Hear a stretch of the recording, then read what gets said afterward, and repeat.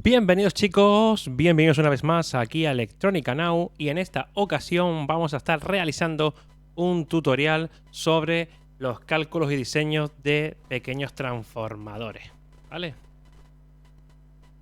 En el primer vídeo mejor dicho, veíamos los cálculos de una ventana cuadrada. Aquí vamos a calcular un transformador monofásico con carrete de ventana rectangular.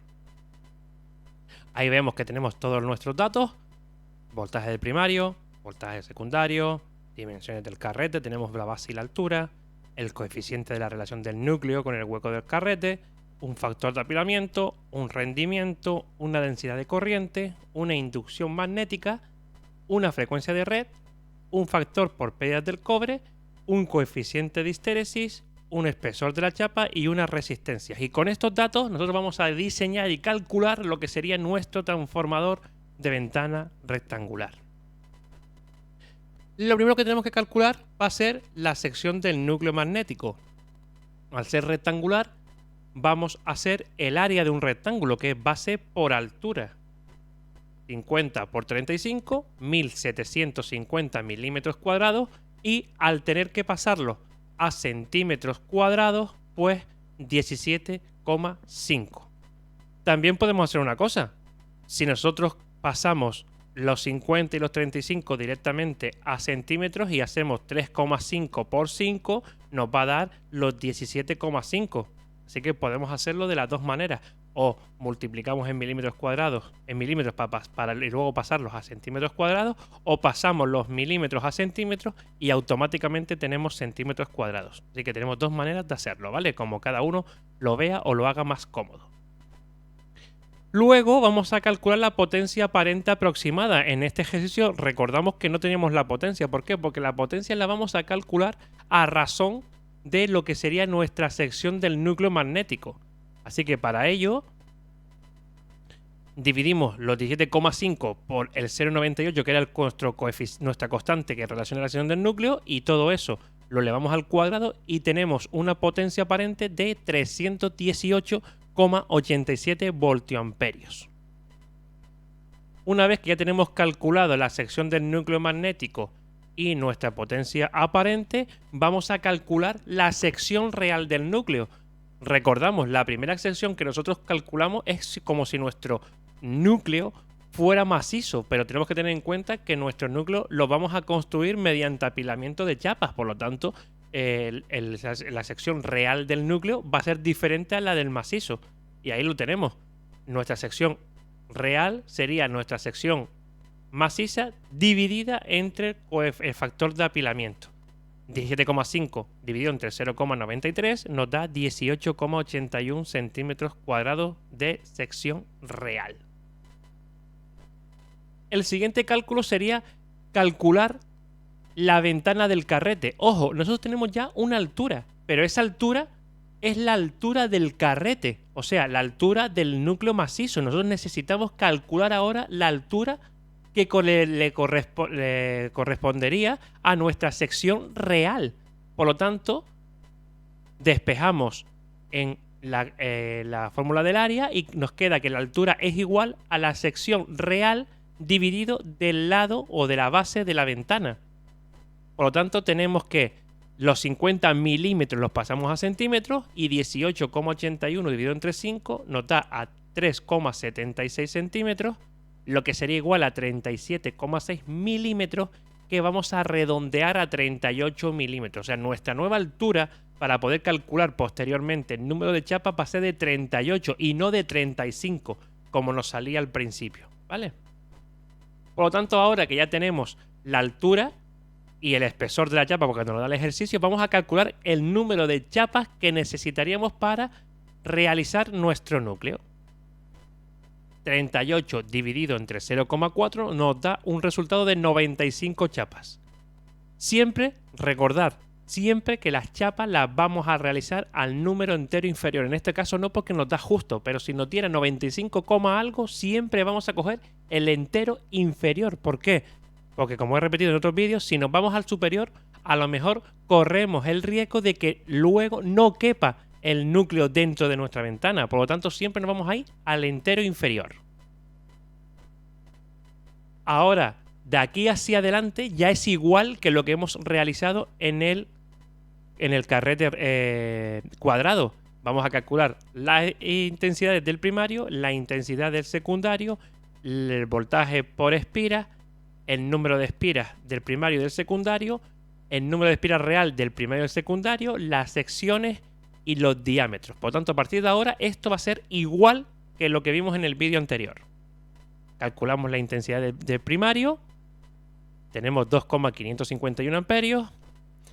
Hallamos el secundario teniendo en cuenta, siempre repito, que el porcentaje del rendimiento lo tenemos que pasar a tantos por 1. Por lo tanto, ese 92% que teníamos de rendimiento sería 0,92. Calculamos nuestra intensidad del secundario, 5,866 o 5,86 amperios. Calculamos ahora la tensión por espira. Ojo, hay que calcular la sección maciza y, como la tenemos en centímetros cuadrados, siempre repito, por 10 elevado a la menos 4 porque hay que pasarlo a metros cuadrados. 4,44 por 50 por 1,4 por 17,50 por 10 elevado a la menos 4 nos da que por cada espira vamos a tener un valor de 0,544 voltios. Una vez que ya tenemos los voltios por empira, lo único que tenemos que hacer es coger el voltaje del primario y el voltaje del secundario, dividirlo por ese voltaje por espiras y tendremos el número de espiras de cada devanado. Aquí lo hemos hecho. 125 dividido entre 0,544, 229,82 y en el secundario 50 entre 0,544, 91,92.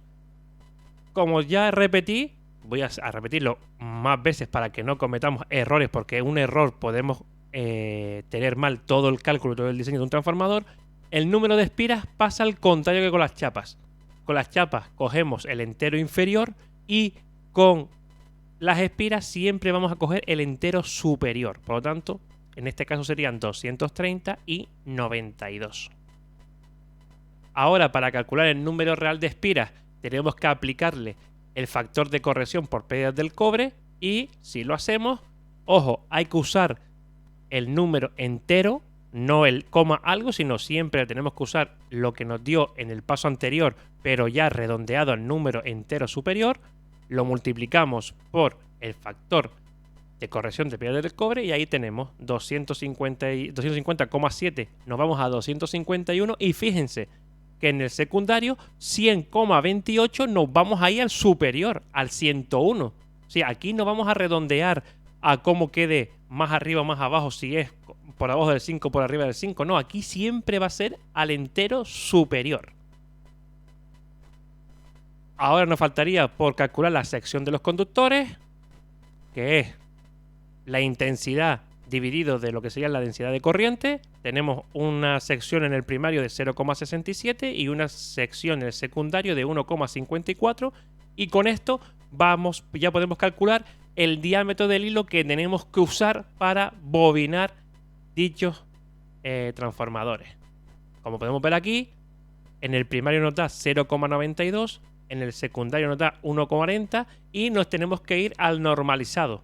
Y siempre normalizado superior. Recuerden que si va por debajo de 2, va de 0,05 en 0,5. Por lo tanto, del 92 tendríamos que irnos a 0,95. Y al 40, al ser múltiplo de 5, porque iría en 0 o 5, se quedaría como está. Por lo tanto, en el diseño de nuestro transformador de carrete de ventana rectangular ya estaría realizado. Nos faltaría solamente realizar nuestro cuadro resumen, que lo tenemos aquí. Sección real 18,82, espesor de chapas 0,4, número de chapas 95, 251 espiras en el primario, 101 en el secundario, con un hilo de 0,95 en el primario y un hilo de 1,40 en el secundario, y la potencia que sería 318,87 y la tensión en el primario de 125 y 50. Y aquí tendríamos ya lo que sería el ejercicio completo, a falta ahora de calcular las pérdidas que tenemos en nuestro transformador. Para ello, primero calculamos las pérdidas del cobre. Como podemos ver, R1 por la intensidad al cuadrado del primario más R2 por la intensidad al cuadrado del secundario. Calculamos y tenemos 84,15 vatios. Y ahora las piedras del hierro o las piedras del núcleo, que para ello tenemos que calcular las de Foucault y las de histéresis primero. Calculamos las de Foucault, ahí vemos que sería igual a 2,2 por la frecuencia al cuadrado por la inducción magnética en Gauss al cuadrado más el espesor de la chapa al cuadrado, partido de 10 elevado a la 11.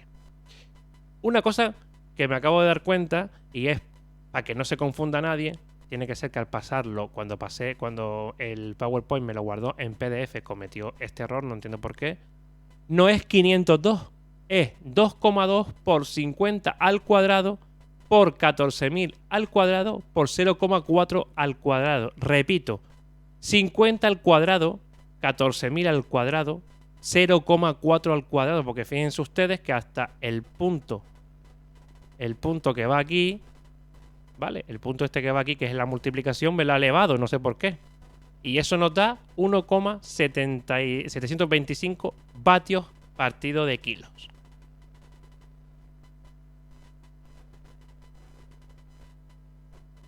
Ahora calculamos las pérdidas de histéresis magnética, que sería el coeficiente de histéresis por la frecuencia, por la inducción magnética, y esta vez en Tesla, y elevado a n, teniendo en cuenta que si es menor que 1 va a ser 1,6, si es mayor que 1 va a ser 2. En nuestro caso, a ser 1,4 es mayor que 1, la n vale 2 y se nos quedaría 0,011 por 50 por 1,4 al cuadrado.